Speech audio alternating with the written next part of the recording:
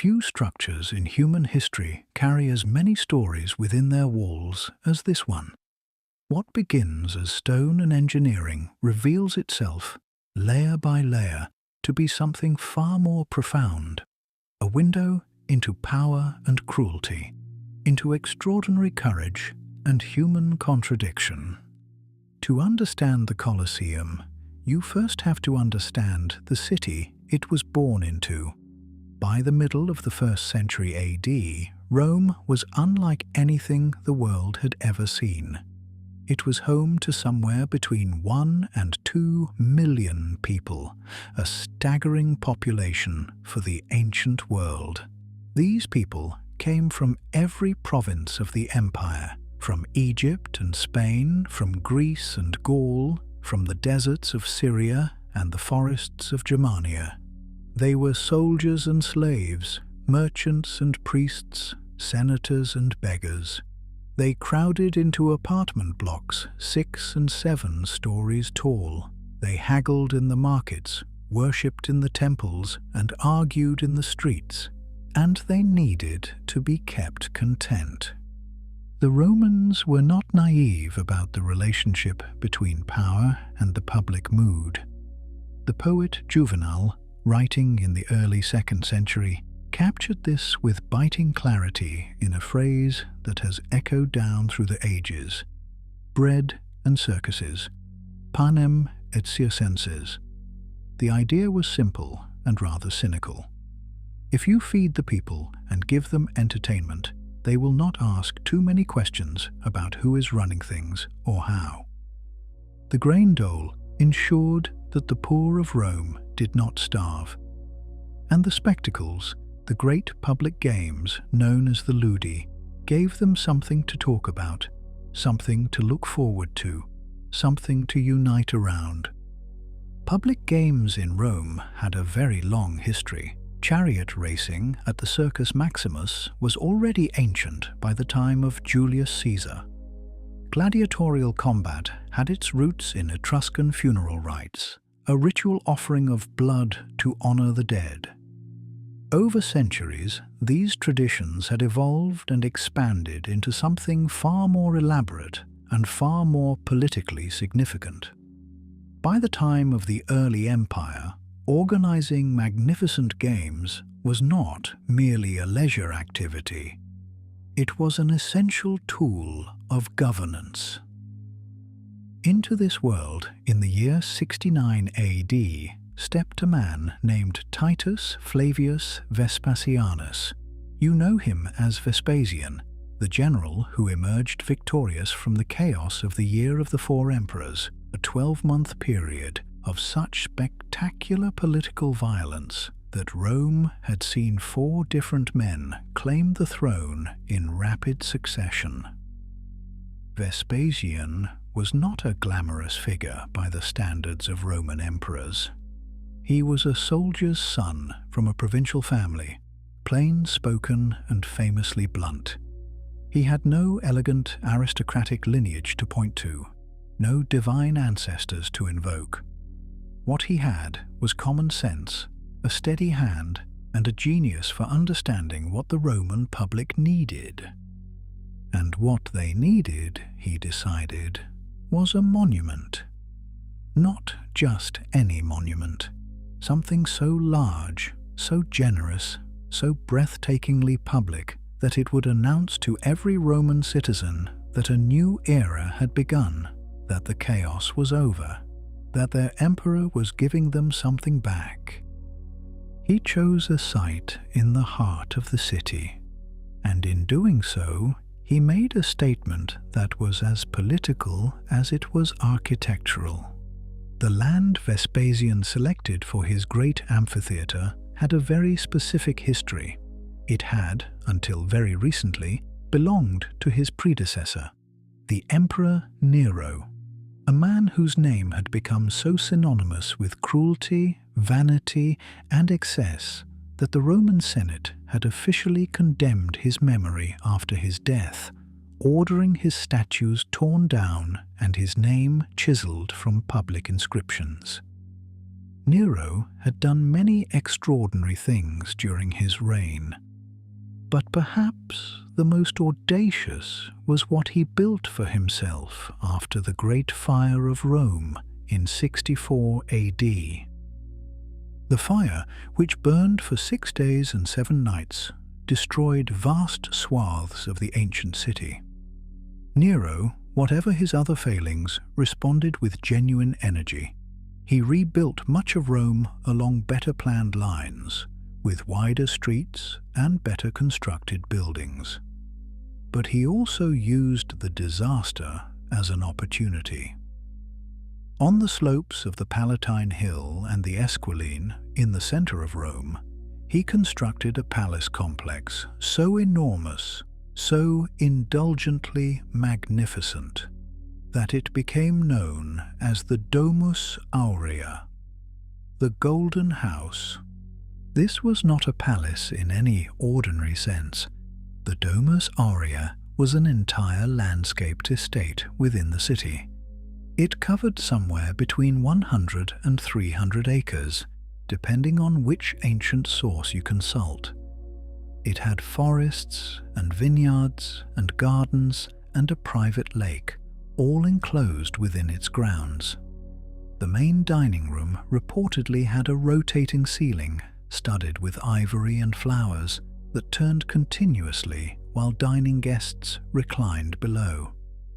At the entrance stood a colossal bronze statue of Nero himself, 120 Roman feet tall, depicting the emperor with the radiant crown of the sun god. When Nero died and Vespasian came to power, one of his first acts was to begin dismantling this symbol of imperial excess. The forests were converted into public parks. The private lake was drained, and on the site of that lake, in that beautiful natural hollow between the hills, Vespasian announced that he would build an amphitheater. Not for himself, for the Roman people. The symbolism was unmistakable and deeply deliberate. Where one emperor had built a private paradise, the next would build a public one. Where Nero had taken Rome's heart for himself, Vespasian would give it back. Construction began around 70 AD, funded significantly by the plunder from the sack of Jerusalem, a city Vespasian's son Titus had conquered in brutal fashion that very year. The treasures of the Jewish temple, including the famous golden menorah, were paraded through Rome's streets in a triumph, and then directed toward financing this new wonder. The building that rose over the following decade was unlike anything the ancient world had yet attempted. The statistics of the Colosseum are staggering even by modern standards, but in the context of the ancient world, they are almost incomprehensible. The outer wall stood nearly 50 meters tall, roughly equivalent to a modern 15-story building. The elliptical footprint measured 188 meters along its long axis and 156 meters along its short axis. The structure contained an estimated 100,000 cubic meters of travertine limestone, held together without mortar, instead fixed by 300 tons of iron clamps, and it could hold somewhere between 50,000 and 80,000 spectators. The workforce that built it was massive and largely invisible to history. Roman citizens did some of the skilled work, the stonemasons, the engineers, the architects, but the heavy labor came primarily from prisoners of war, many of them Jewish captives brought back after the fall of Jerusalem. These men quarried stone at Tivoli, 24 kilometers from Rome, and hauled it into the city along specially constructed roads. They mixed concrete and drove piles and heaved enormous blocks into position under the supervision of Roman engineers. they built one of the greatest buildings in human history, and they are not remembered by name. The engineering was genuinely remarkable.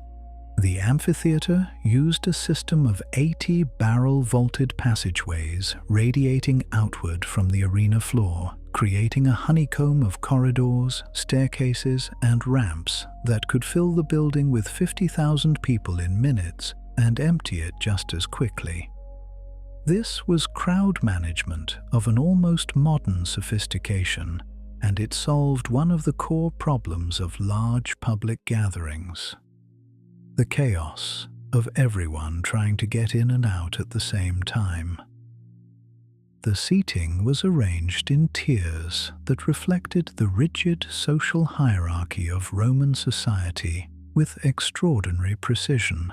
The lowest tier, closest to the action, was reserved for senators and other members of the highest social orders.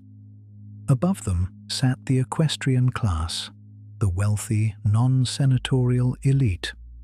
Above that came the general citizenry, divided further by wealth and social standing. Near the very top, in the cheapest wooden seats with the worst views, sat women, the poor, and slaves. There was even a special box for the Vestal Virgins, those sacred priestesses of the goddess Vesta, who were among the very few women permitted to sit in the better sections. The emperor himself had his own box on the northern end of the arena, perfectly positioned to see and be seen. What the building said, without a single word, was this: everyone has a place here. Everyone belongs to Rome, but some Romans belong more than others. Beneath the arena floor lay a world that the crowds above never saw, a labyrinth of tunnels and chambers known today as the hypogeum, meaning the underground. This subterranean network was the real engine of the spectacles above.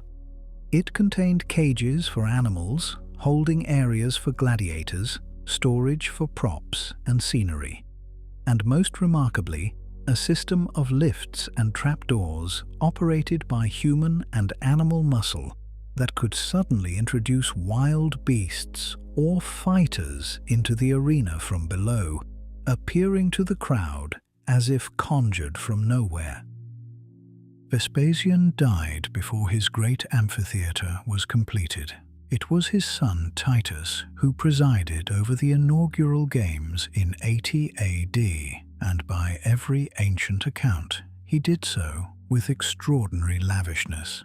The festivities lasted 100 days, 100 consecutive days of spectacle, slaughter, and spectacle again, a celebration so overwhelming in its scale that it strains belief even when you read the ancient descriptions.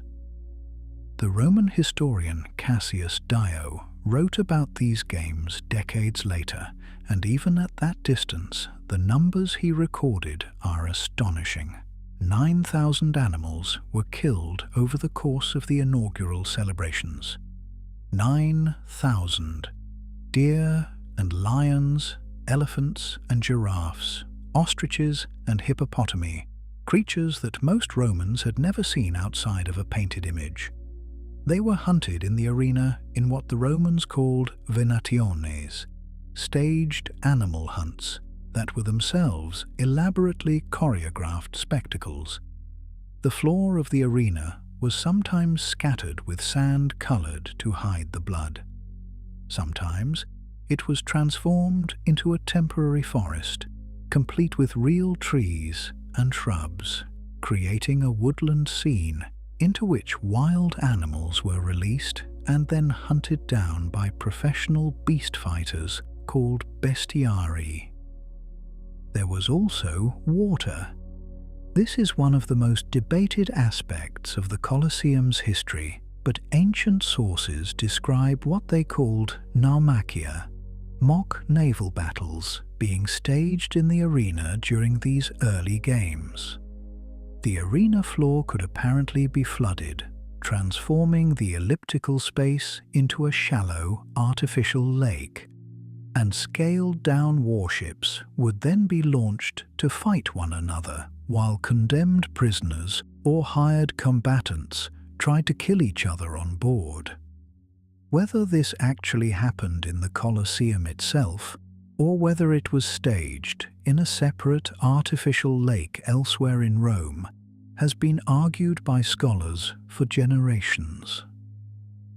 But the fact that ancient writers describe it at all tells us something important about the ambition of these games, about the Roman determination to transform reality itself into theatre.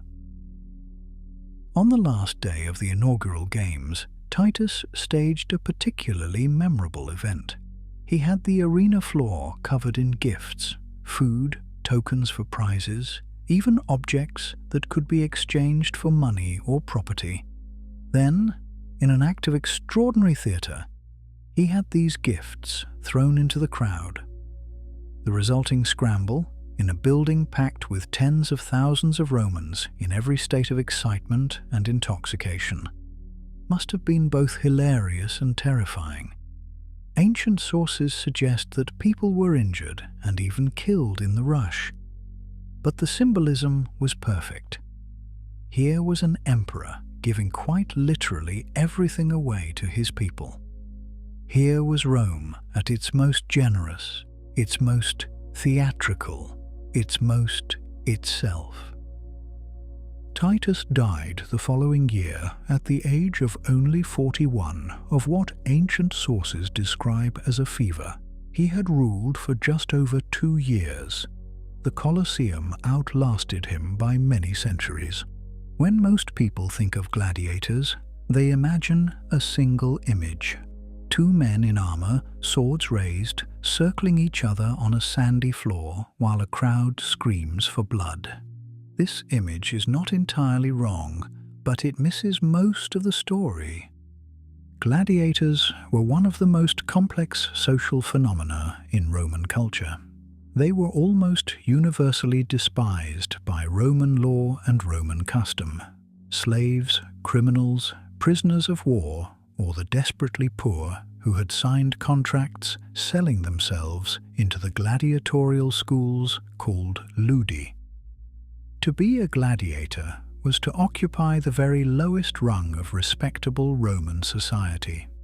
Roman law placed gladiators in the same category as prostitutes and actors, people who had surrendered their personal dignity in exchange for money and public performance.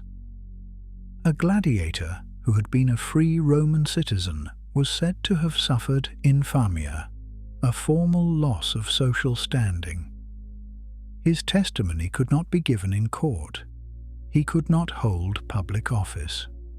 He was, in the eyes of Roman law, barely a person. And yet, the gladiators were also some of the most famous people in Rome. Their faces appeared on oil lamps and drinking vessels, on children's toys and mosaic floors. Graffiti found on the walls of Pompeii declares specific gladiators to be the sighing hearts of girls. One inscription describes a famous fighter named Celadus as the glory of the girls, and another calls him the delight of girls, the net fighter who makes hearts flutter. Their names were known across the empire. Their skills were analyzed with the same seriousness that modern sports fans bring to their favorite athletes. Boys played at being gladiators in the streets, and occasionally, deeply scandalously, members of the Roman aristocracy voluntarily entered the arena, either to demonstrate their courage or simply to chase the strange thrill of forbidden celebrity. The training of a gladiator was long, expensive, and systematic. The great gladiatorial schools, especially the Ludus Magnus in Rome, which was directly connected to the Colosseum by an underground tunnel, operated more like professional sports academies than prisons. gladiators received medical care that was better than what most Roman citizens could access. They ate a specialized high-carbohydrate diet, heavy on barley and beans, which fighters knew gave them extra subcutaneous fat over their muscles, providing a layer of protection against shallow cuts while looking spectacular when a blade scraped across the skin without cutting deep. Gladiators were expensive investments. The lanista, the owner and manager of a gladiatorial school, had every financial reason to keep his fighters healthy and fighting. Crucially, the fights were not always to the death. Modern popular culture has given us a world where every gladiatorial bout ended with a man dying on the sand. The reality was considerably more complicated. A skilled gladiator represented an enormous investment of time and money.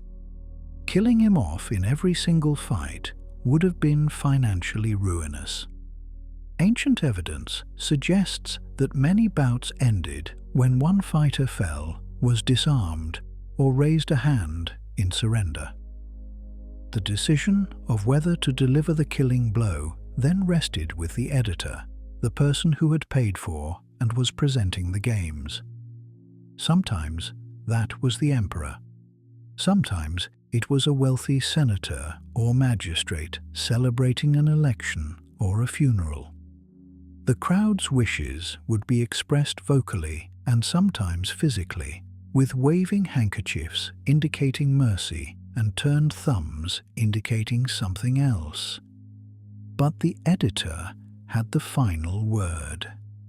Death was certainly common, but so was survival, fame, and something that looked remarkably like celebrity. Every emperor who sat in the imperial box at the Colosseum understood that he was not merely watching a spectacle. He was part of one. The Roman crowd was not passive. It was one of the few places in the empire where ordinary people could express opinions directly to the most powerful man in the world, and emperors who ignored those opinions did so at their peril. The crowd might cheer for a particular gladiator and expect the emperor to honor their preference with a gesture of mercy. They might shout demands for specific entertainments or specific policies. They might, if sufficiently displeased with an emperor, greet him with silence or with murmurs that shaded into hostility.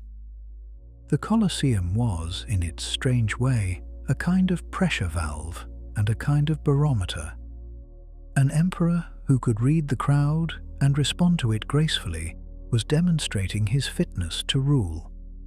An emperor who could not or would not was making a statement of a very different kind.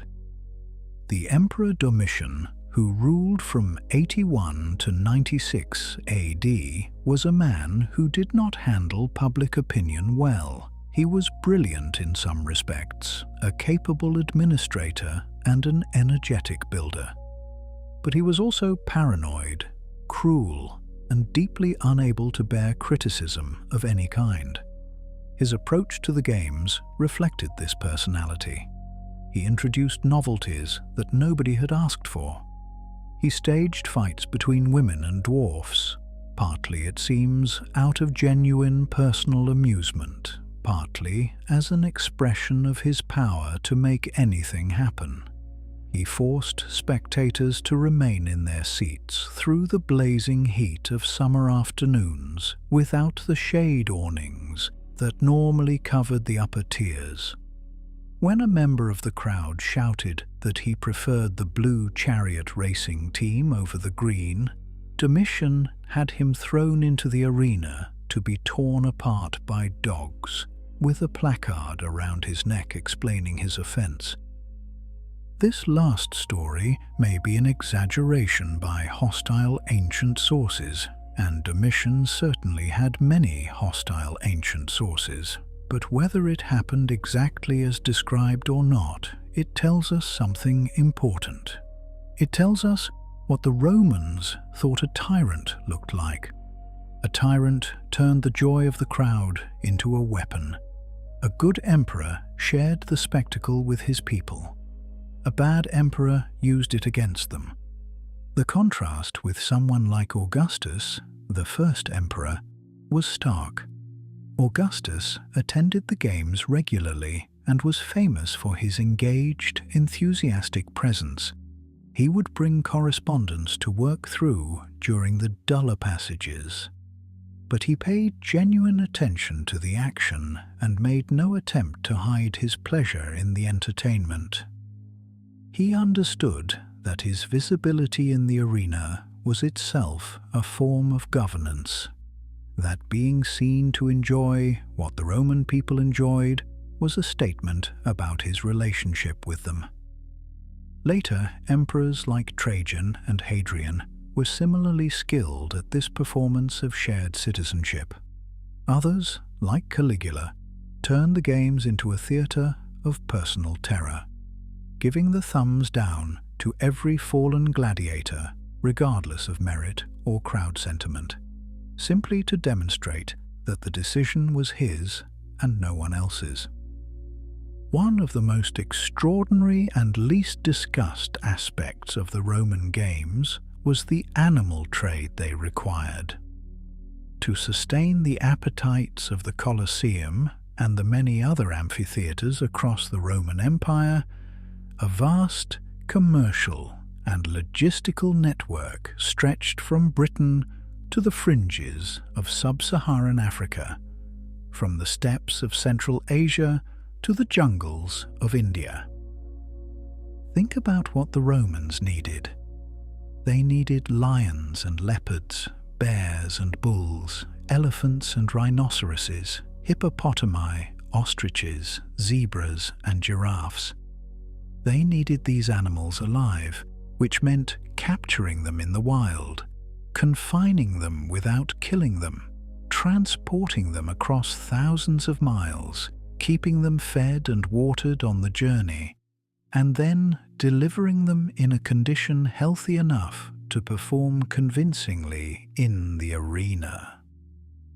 This was an industrial operation of remarkable complexity.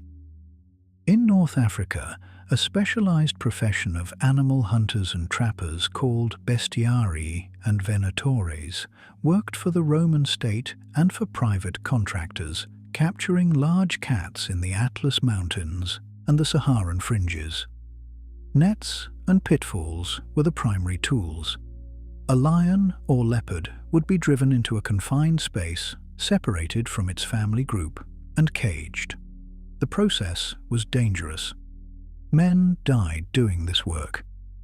But the financial rewards were substantial, and the Roman demand seemed inexhaustible.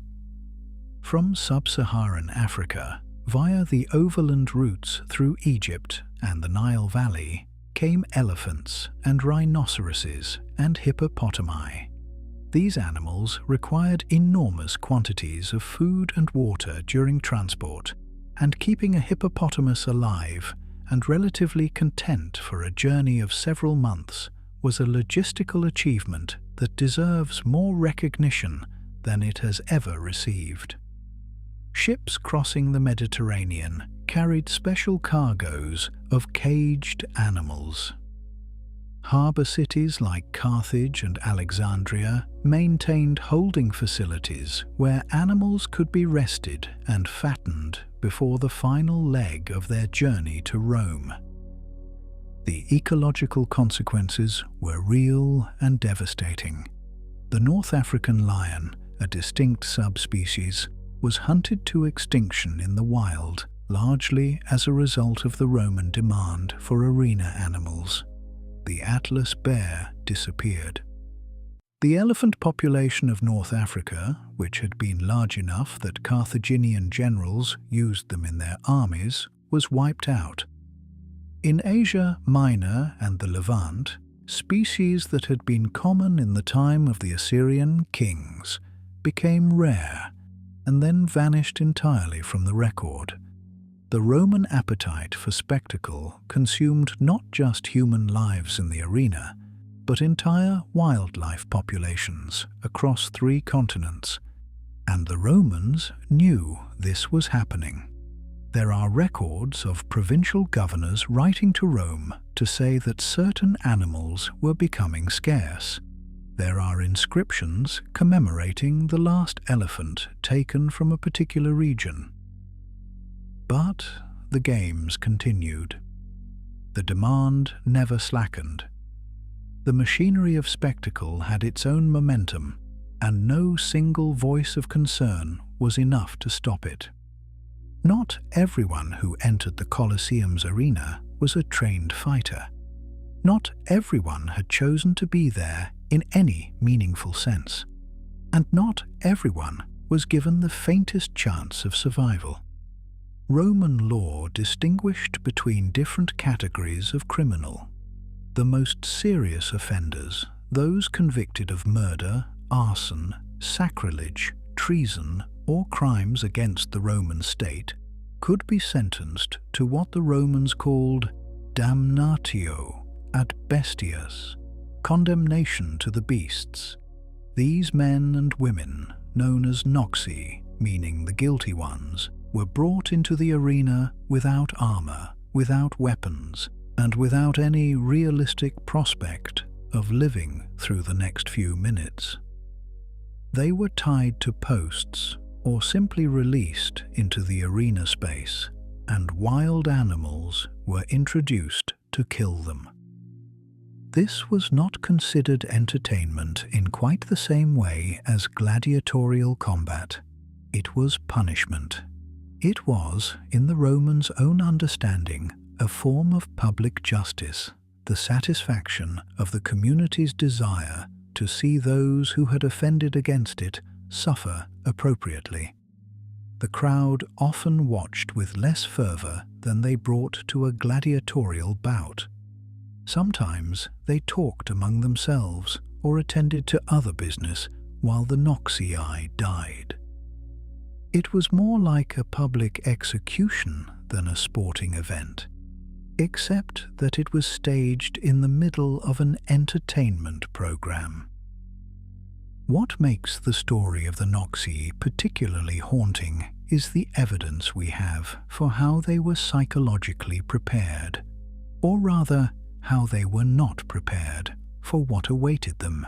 Some ancient sources describe prisoners being held in the dark cells beneath the arena for days before their execution, listening to the roars of the animals above and around them and the muffled thunder of the crowd. The hypogeum, that underground network of passages, would have been a place of extraordinary sensory horror in those final hours. There were also theatrical elements to these executions that reflected the Romans' inability to do anything without adding a layer of performance. Sometimes the execution was staged to mirror a mythological scene. A prisoner condemned to the beasts might be dressed in costume as the mythological figure Orpheus, who tamed wild animals with his lyre. In the Colosseum, of course, the animals were not tamed. They did not respond to music. They killed a figure dressed as Orpheus. The joke was in the contrast between the myth and the reality. To find it amusing required a certain kind of detachment from the human being dying in the costume. The Romans, at least in their public performances, generally managed that detachment. And yet, not always. The crowd could be moved. Occasionally, accounts survive of condemned prisoners who fought so fiercely or faced death with such dignity that the crowd demanded mercy be shown to them. It was rare. It was by no means a reliable outcome. But it happened. Even in the most brutal of arenas, something in the human audience responded to something in the human being before them. something that refused to be entirely extinguished by the machinery of the spectacle. The history of the Colosseum is generally told as a history of power, emperors, gladiators, political calculation, but occasionally the crowd itself becomes the protagonist of the story. And nowhere is this more dramatically illustrated than in a series of events that took place over the first few decades of the 2nd century AD. Under the emperors Trajan and Hadrian, the games at the Colosseum reached a kind of peak in terms of scale and frequency. Trajan, celebrating his victories in Dacia, staged games that lasted 123 days and involved 11,000 animals and 10,000 gladiators. 10,000 gladiators. The logistics of supplying, feeding, equipping and deploying that number of fighters was an administrative achievement comparable to the planning of a military campaign. Rome had, in effect, organized a small war and staged it as entertainment. But there was a growing unease, not about the violence exactly. The Romans were not squeamish about violence. The unease was about something harder to define, a creeping sense that the spectacles had become too enormous, too routinized, too much a mechanism of control rather than a genuine expression of civic joy. Several Roman writers of this period expressed discomfort with the games, not in terms that condemned them outright, but in terms that found them somehow boring or degrading or morally flattening. The philosopher Seneca, writing a generation earlier, described attending an arena event during the midday interval when the condemned prisoners were being killed and finding it transformed him into something he did not like. He wrote that he came home more greedy, more cruel, and more inhuman than he had been before. This was not because he found the spectacle exciting. It was because he found himself becoming indifferent to it. The repetition of suffering had ceased to register as suffering. It had become simply entertainment. This is one of the most modern-feeling thoughts in all of ancient literature. Seneca was articulating what we would today call desensitization. The problem was not that the crowd was too excited by the violence. The problem was that they were not excited enough, that it had stopped meaning anything, that 50,000 people could watch a man die in the afternoon and then go home for dinner and talk about what they would do tomorrow. And yet the games continued. They continued because stopping them would have been politically dangerous, economically catastrophic for the many businesses that depended on them, and socially unimaginable. The Colosseum was Rome. To close it would have been to deny something essential about what Rome was, and so it continued, season after season, decade after decade, century after century. No account of the Roman gladiatorial world can entirely avoid the figure who cast the longest shadow over the entire institution: Spartacus, the Thracian slave who almost brought the Republic to its knees, whose revolt in 73 BC predated the construction of the Colosseum by a century and a half, and yet whose ghost haunted the arena long after his death.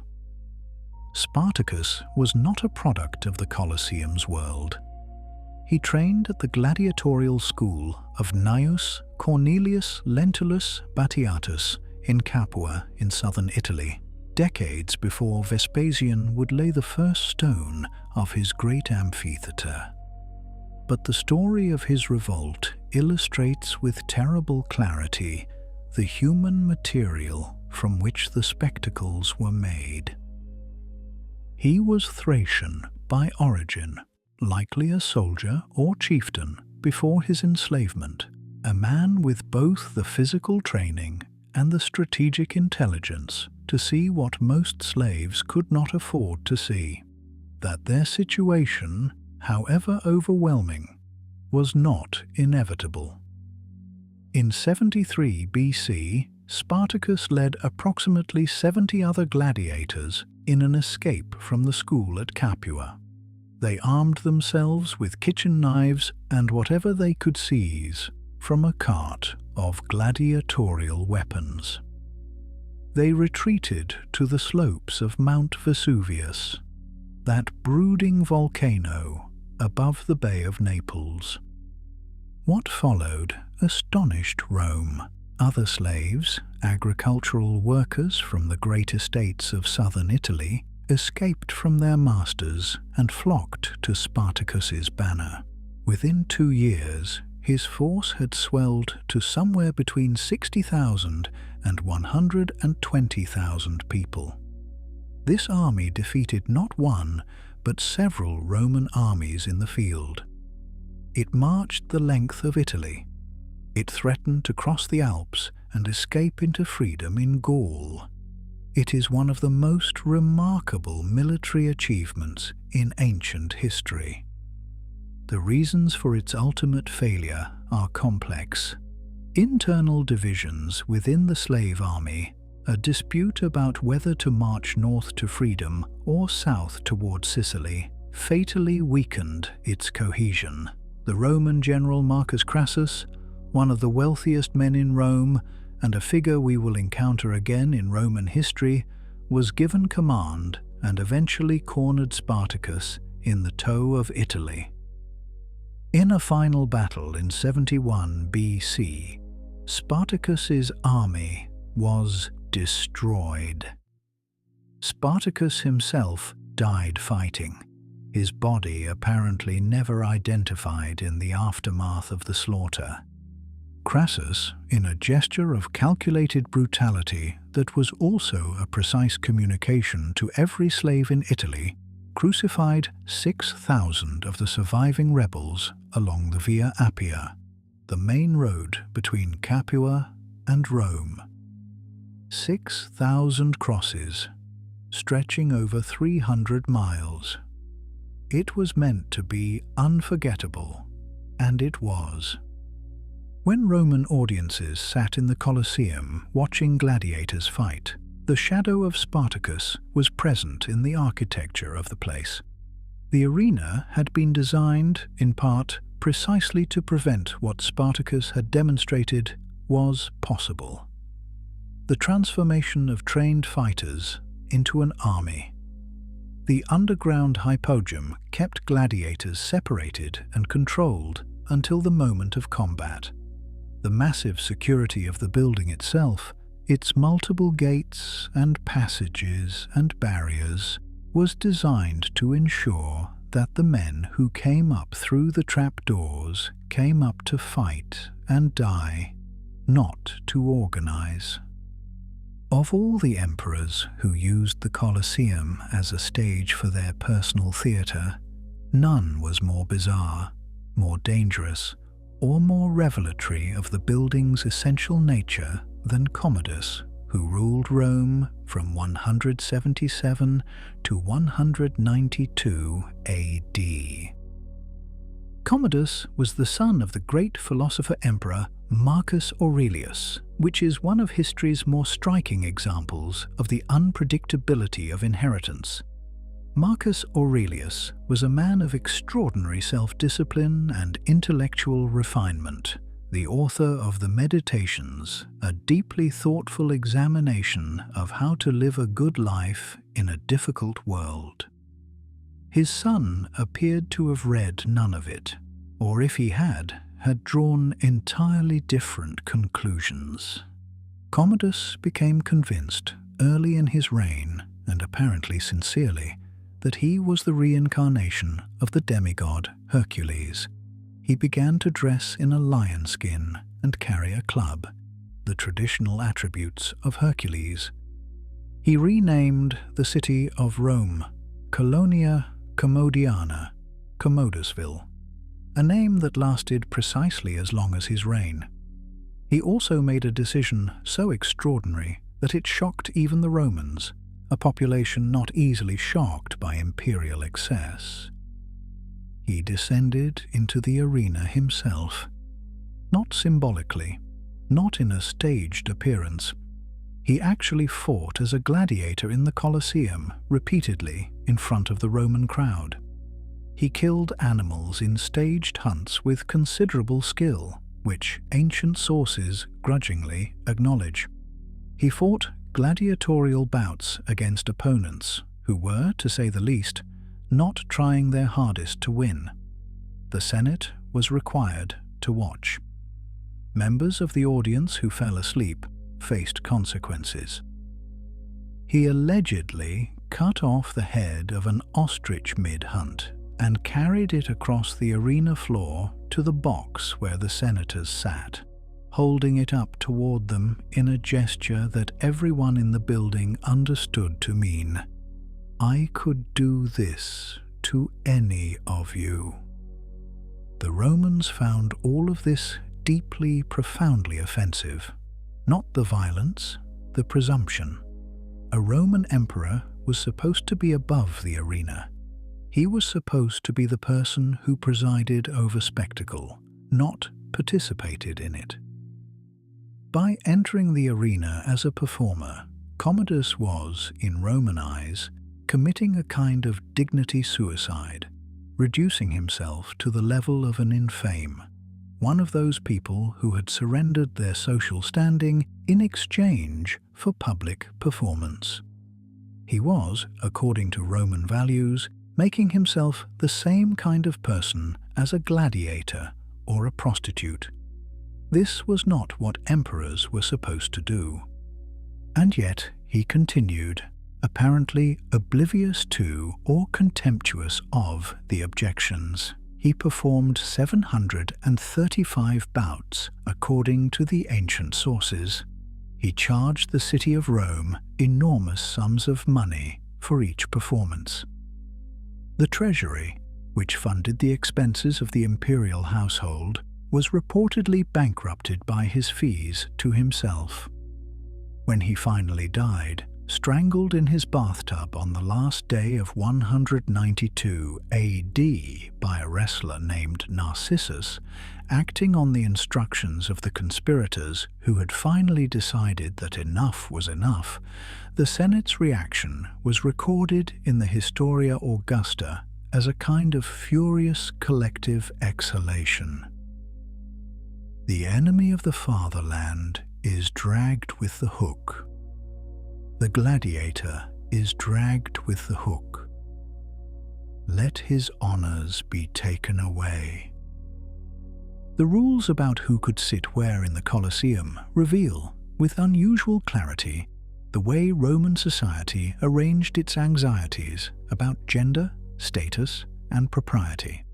Women, in general, were restricted to the uppermost and worst seats of the building, exposed to the sun, far from the action, offering the worst view in the house. This was not accidental. It reflected the Roman conviction that women who watched violent spectacle too closely might become excited in ways that were socially disruptive. And yet, the Vestal Virgins sat at the very front. The Vestals were the 6 priestesses who tended the sacred flame of the goddess Vesta in the Roman Forum, a flame that was believed to be connected to the well-being of Rome itself. If it went out, the consequences for the city were considered catastrophic. The Vestals were chosen in childhood from patrician families, served for 30 years, and were required during that time to remain absolutely chaste. Their punishment, if they violated this requirement, was to be buried alive, a fate that was carried out on at least a dozen occasions during the history of the Republic and early Empire. In exchange for this extraordinary sacrifice, the Vestals received extraordinary privileges. They could own property. They could vote on wills. They could free condemned prisoners by chance encounter on the street. They had their own carriage in a city where private vehicles were normally banned.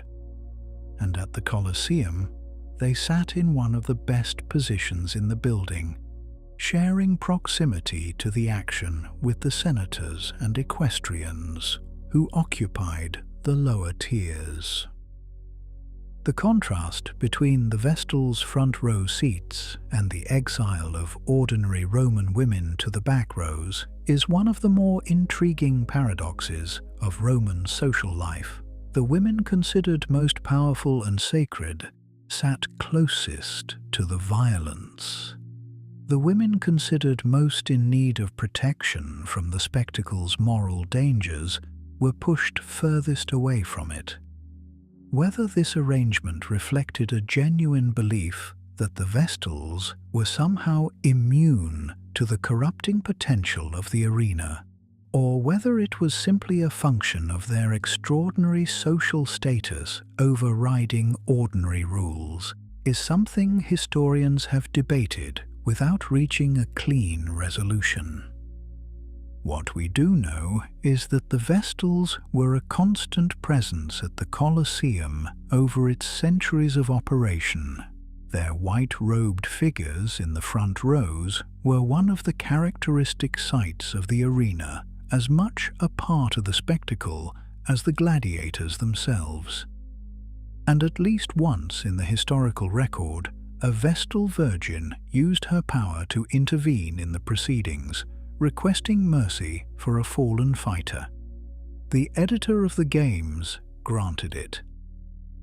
Even in the Colosseum, some forms of authority were not to be refused. For centuries, the Colosseum was believed to have been sanctified by the blood of Christian martyrs. Pilgrims came from across Europe to pray at the site of what they understood to be a great persecution, the place where faithful men and women had died for their beliefs in the jaws of lions and at the hands of gladiators. The Stations of the Cross were established in the arena by Pope Benedict XIV in the 18th century. The building was declared a sacred site. It was saved from further quarrying of its stone, which had been happening for centuries, partly on the grounds of this martyrological significance. The truth is considerably more complicated. The Christian persecution in Rome was real. There were genuine martyrs, genuine executions of Christians on explicitly religious grounds. The Emperor Nero, following the Great Fire of 64 AD, made Christians the scapegoat for the disaster, and had many of them put to death in particularly theatrical ways, burning them as human torches in his gardens, feeding them to wild animals, crucifying them. These executions appear to have taken place primarily in the Vatican Circus, not in the Colosseum, which was not yet built. Later, persecutions under Domitian, Trajan, and especially Diocletian in the early 4th century certainly sent Christians to death in various venues around the Roman world. But the specific evidence for large-scale Christian martyrdom in the Colosseum itself is, to say the least, thin. The inscriptions, the documentary records, the archaeological evidence for the specific deaths of Christians in this specific building are largely absent. The powerful tradition of martyrdom at the Colosseum appears to have developed primarily in the medieval period, long after the events it describes. This does not mean that no Christian ever died in the Colosseum. Given the building's centuries of operation and the numbers who died there of all backgrounds and beliefs, It would be extraordinary if none of those thousands of condemned prisoners had been Christian. But the grand narrative of the Colosseum, as primarily a site of Christian martyrdom, the founding myth of its sacredness, does not hold up well against the historical evidence. It is a story that was told for understandable reasons, by people who needed the site to mean something beyond what it literally was. The place where Rome demonstrated its power by killing people in public. The real story of the Colosseum is complex enough and dark enough without needing embellishment. The Colosseum did not close in a single dramatic moment. It faded. Over the course of 2 centuries, the games that had defined Roman public life gradually wound down, the product of multiple forces pulling in the same direction without ever quite articulating a shared philosophy. Christianity's rise to imperial favor under Constantine in the early 4th century brought with it a growing official discomfort with gladiatorial combat.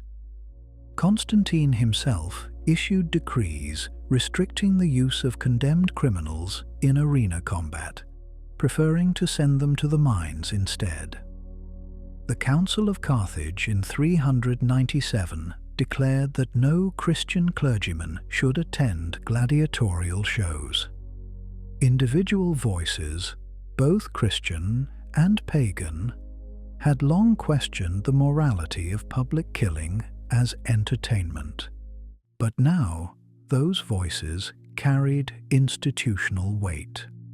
The gladiatorial games are traditionally said to have ended following a dramatic incident in 404 AD. A monk named Telemachus, or in some versions Almachus, reportedly leapt into the arena during a gladiatorial contest and tried to separate the combatants. The crowd tore him apart in rage. The Emperor Honorius was reportedly so moved by the monk's death that he promptly banned gladiatorial combat entirely. The story is told by the church historian Theodore and has become one of the great moral legends of late antiquity. A single, unarmed man stopping a centuries-old institution with his body. Like many great legends, this one has its complications. The evidence for Telemachus is thin. The timing is not entirely consistent with what we know of Honorius's reign and concerns, and gladiatorial combat appears to have continued in some form even after 404. But the symbolic truth of the story captures something real. That the games ended not because of a grand political decision or a philosophical revolution, but through an accumulation of changing attitudes, financial pressures, military emergencies that made the lavish funding of games impossible to justify, and a slowly shifting moral climate. The animal hunts lasted somewhat longer into the 6th century and perhaps beyond. The last recorded venatio in Rome took place in 523 AD under the Ostrogothic king Theodoric, who was making a deliberate effort to revive Roman traditions as a form of political legitimacy. By then, the empire that had built the Colosseum was gone in the west. The city of Rome had been sacked twice, by the Visigoths in 410 and the Vandals in 455. Its population had shrunk from 1 million people to perhaps 30,000. The great building sat in a half-empty city, still enormous, still standing, but no longer roaring. The centuries after the games ended brought a new and in some ways equally fascinating chapter in the Colosseum's life. The building was too large, too solid, and too central to simply be abandoned. It found new purposes, some of them entirely unexpected. In the early medieval period, the Colosseum, became a fortress. The powerful Frangipani family, one of the great aristocratic clans of medieval Rome, occupied the building and fortified it as a stronghold in the brutal interfamily warfare that characterized Roman politics in the 10th and 11th centuries. The arches were bricked up to create walls.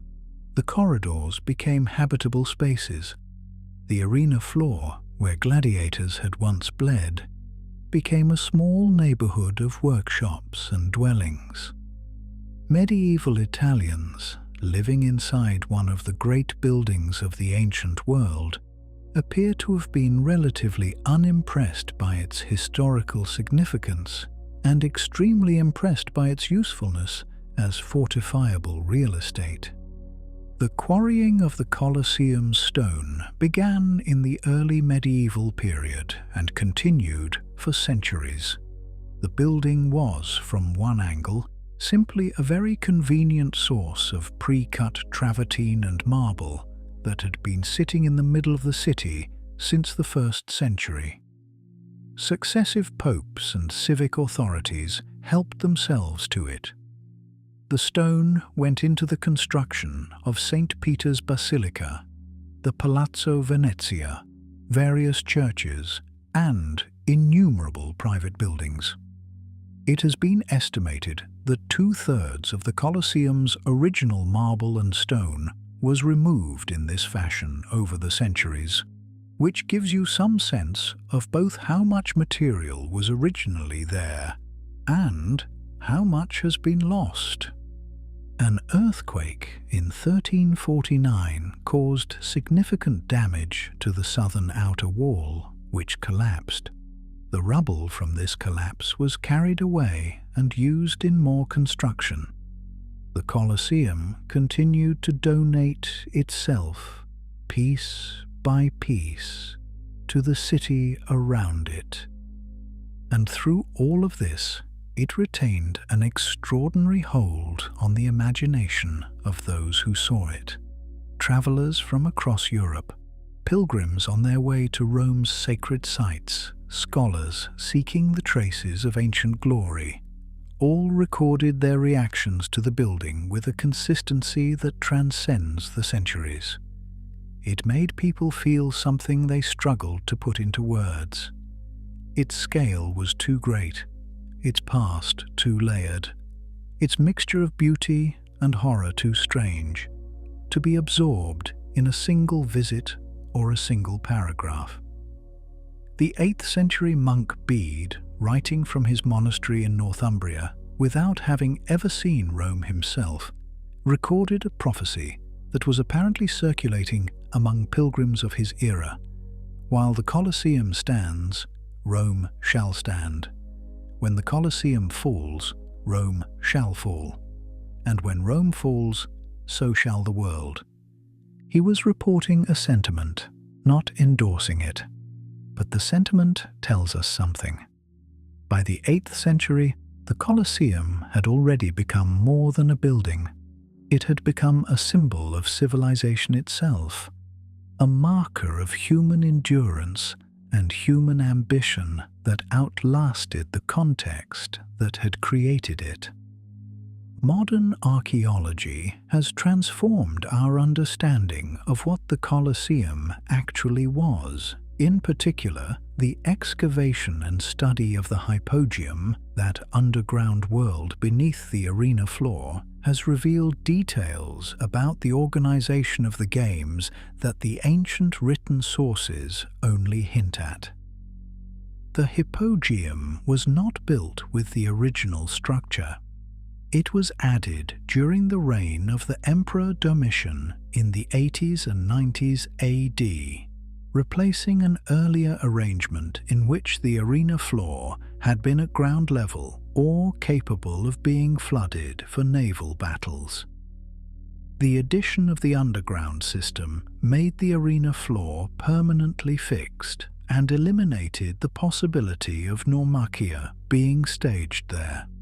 In exchange, It provided the elaborate machinery of surprise and spectacle that made the later games so technically sophisticated. The underground contained 80 vertical shafts connecting it to the arena floor above.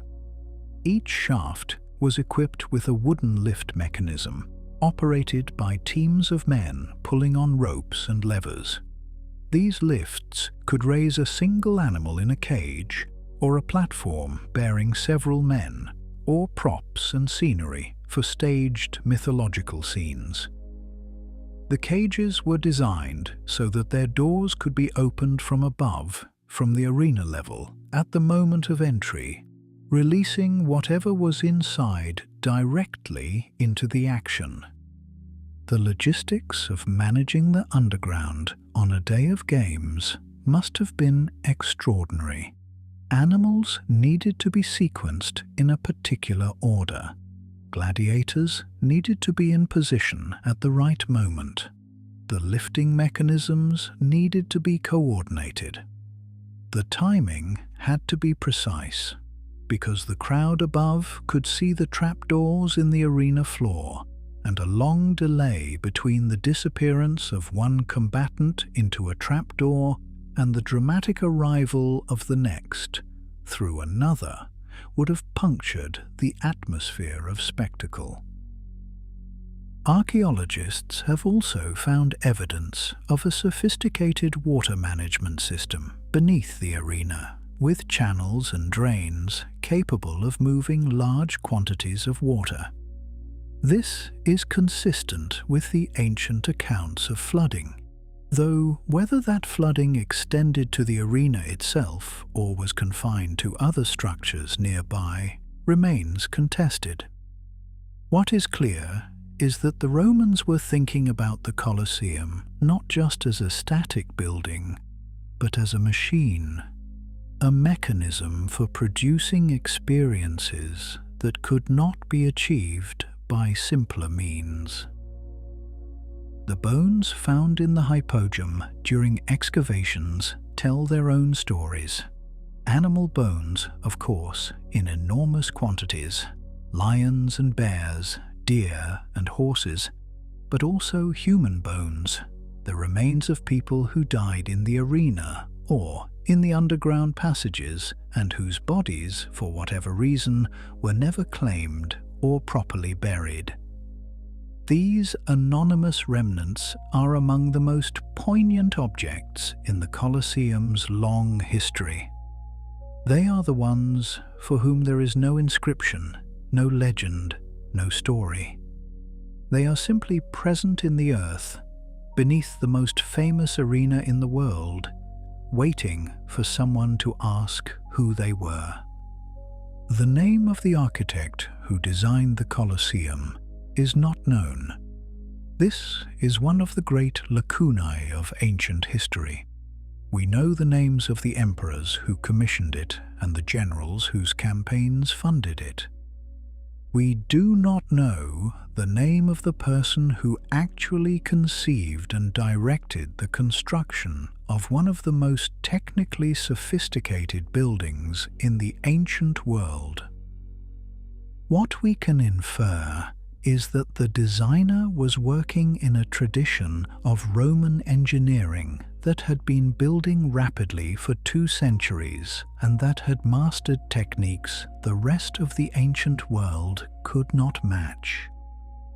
Roman concrete, known by the Latin word opus caementitium, was one of the great technological achievements of antiquity.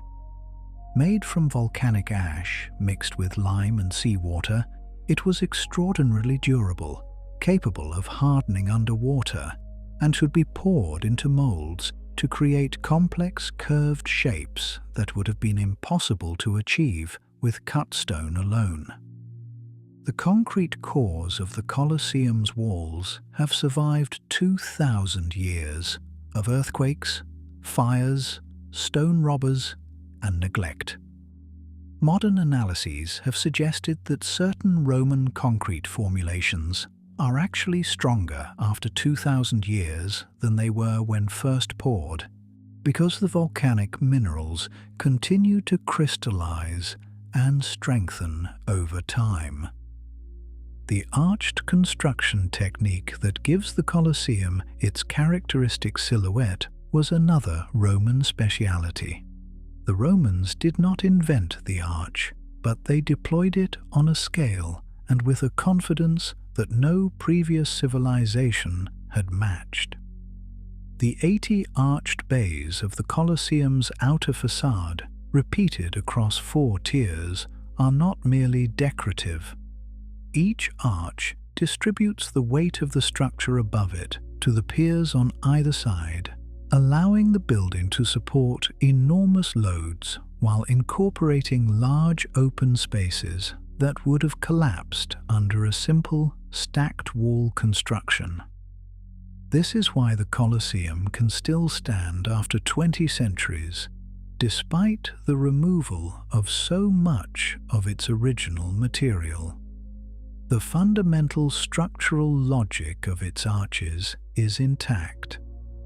The crowd management system was equally sophisticated.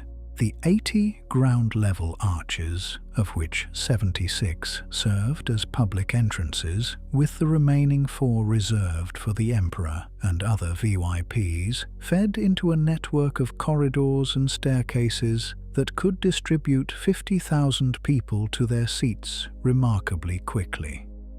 Each entrance arch was numbered, and spectators were issued tickets that told them which numbered entrance to use and which section to go to. This system, invented nearly 2,000 years ago, is essentially the same system used by modern sports arenas and concert halls today. The problems of moving large crowds safely and efficiently into and out of a building were solved by Roman engineers in the 1st century AD, and the solutions they arrived at were so functional that no fundamentally better approach has been found since. Among the most startling revelations of archaeological and documentary research into the Roman arena is the existence of female gladiators. They are not a legend or a modern fabrication. They were real, they were documented, and they occupied one of the stranger positions in the already strange social landscape of the Roman games. The ancient sources mention female combatants with a mixture of fascination and distaste that tells us they were known but considered deeply transgressive.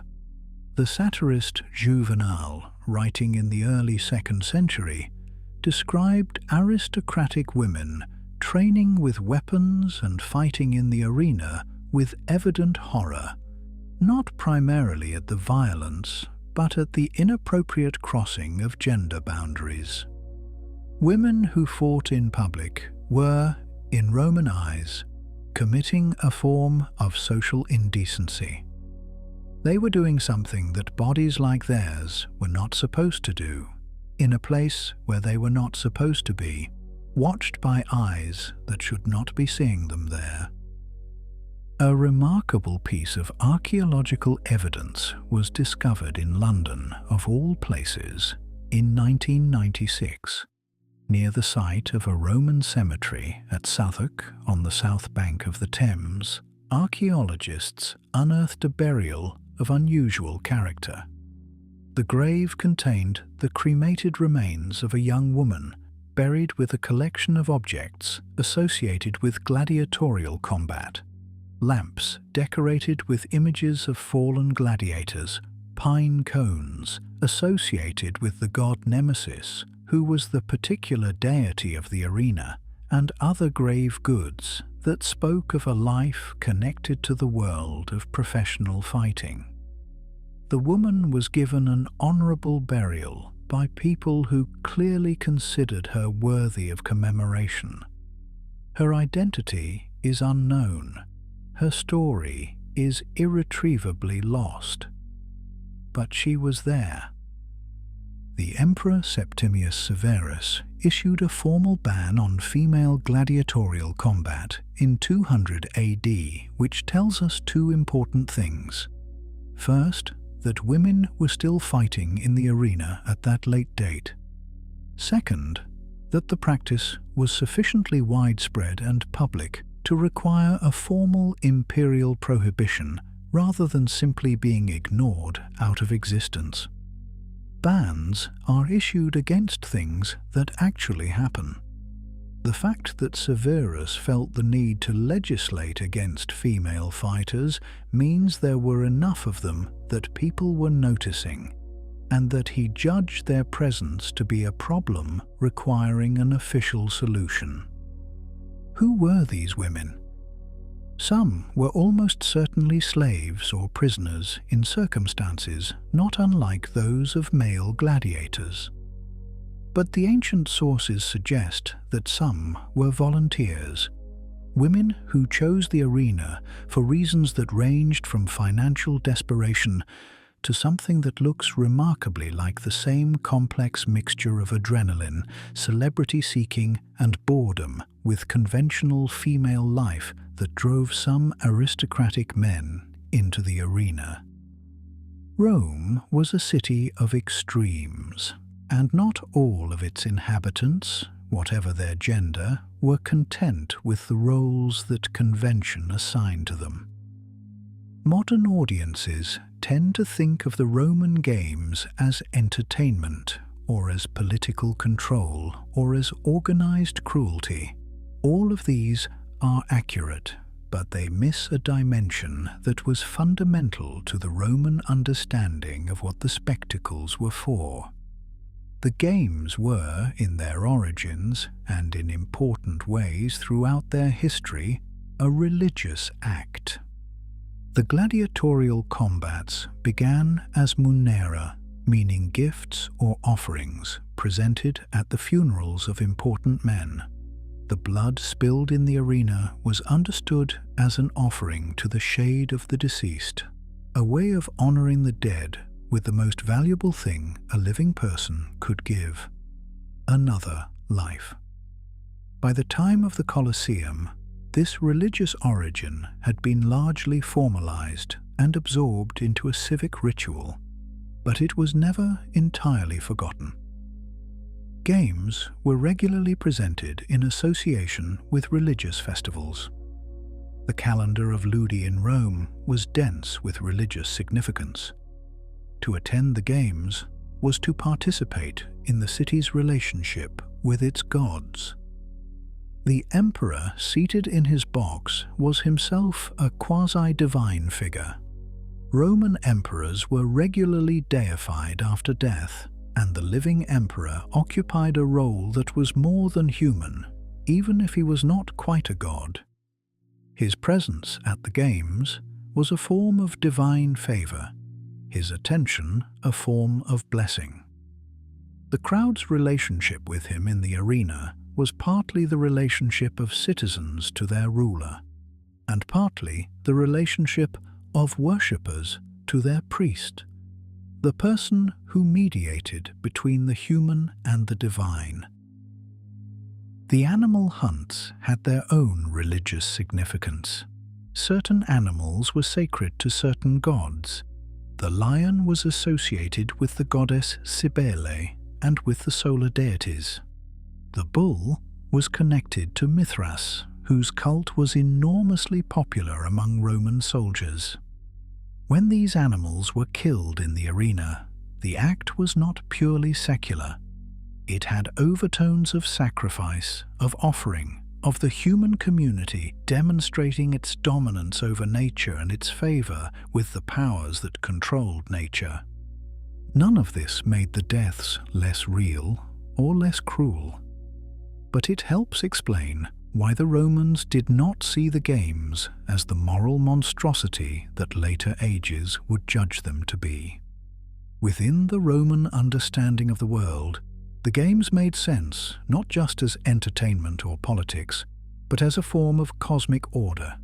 The strong survived, the weak died, the gods looked on, the city endured.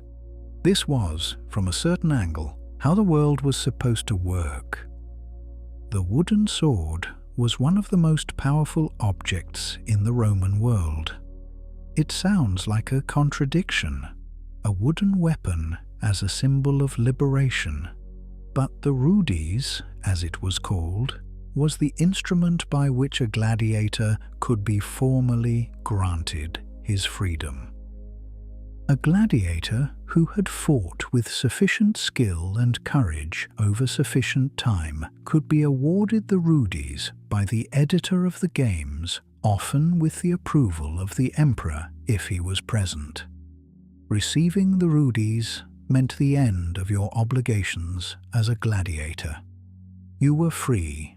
You could return to whatever life was available to a man who had been a slave and a fighter, carrying the social stigma of the arena with you, but carrying also your life, your body, and your liberty.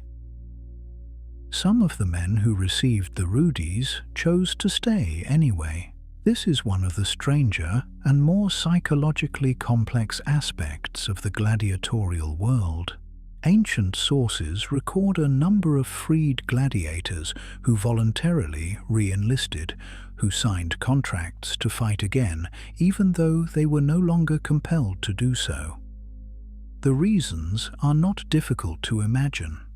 The arena provided a structure, an identity, a form of celebrity that was unavailable elsewhere. A freed gladiator who went back to agricultural work or manual labor disappeared into obscurity. A freed gladiator who returned to the arena was still Celadus, the delight of girls, still the subject of graffiti and popular admiration, still the person the crowd had come to see. The most famous voluntary return to the arena was that of the gladiator Flamma, whose career is documented in an inscription found in Sicily. Flamma received the rudes 4 times and turned it down 4 times, choosing to continue fighting of his own free will. He was granted his freedom by 4 separate editors of games and declined it on every occasion. He eventually died in the arena, having fought 34 bouts, won 21, drawn 9, and lost 4. He was 30 years old. The inscription does not tell us what Flamma thought about any of this. It gives us the statistics of a career and the fact of his death. But the pattern of his choices suggests a man for whom the arena had become the only world that made sense, the only context in which his particular combination of skills and courage and presence could find expression. Rome had taken everything from him and then given him something strange and terrible back: a purpose, an audience, and a form of immortality in stone. By the time of the Renaissance, the Colosseum had been doing double duty for centuries as both a sacred site and a practical quarry. But in the 15th and 16th centuries, a new kind of relationship with the building began to emerge, one rooted not in religion or utility, but in something that we might recognize as the beginning of heritage preservation. Humanist scholars of the Renaissance were among the first people in post-ancient history to look at the Colosseum and see it primarily as a historical document. They measured it, drew it, wrote about it, debated its original function. Some of their conclusions were wildly wrong, colored by centuries of misunderstanding and the tendency to interpret ancient buildings through medieval Christian frameworks. But the impulse to understand the building on its own terms, as a product of a specific historical moment rather than a generic symbol of pagan excess, was genuinely new. The artist and architect Leon Battista Alberti measured the Colosseum in the mid-15th century as part of his systematic survey of ancient Roman architecture. His drawings and calculations influenced architects across Europe, embedding the visual language of the Colosseum's facade, those tiered arches framing different orders of columns, into the architectural vocabulary of the Renaissance and everything that came after it. You can see the Colosseum's shadow in countless buildings, in the curved exterior of the Palazzo della Cancelleria in Rome, in the arrangement of arches at St. Peter's Square, in the design of theatres and opera houses across Europe, even at a considerable distance, in the facade of the United States Capitol. The building had, in other words, continued to generate the world around it long after the last gladiator died on its sand. Not through its presence, but through its image, the idea of what such a building could look like, the visual grammar it had established, had propagated itself through the centuries and across continents. The Colosseum's influence on Western architecture is incalculable and largely unacknowledged. We live, much more than we realize, in a world shaped by the aesthetic decisions made by an unknown architect in Rome in the 1st century AD. The Colosseum today is the most visited ancient monument in the world. Something in the region of 7 million people pass through it or around it every year. They come with cameras and guidebooks and a prior sense of what they will find there. They find, in most cases, something that exceeds their expectations. The building is simply larger, more intricate, and more alive to the imagination than any photograph or description has quite prepared them for.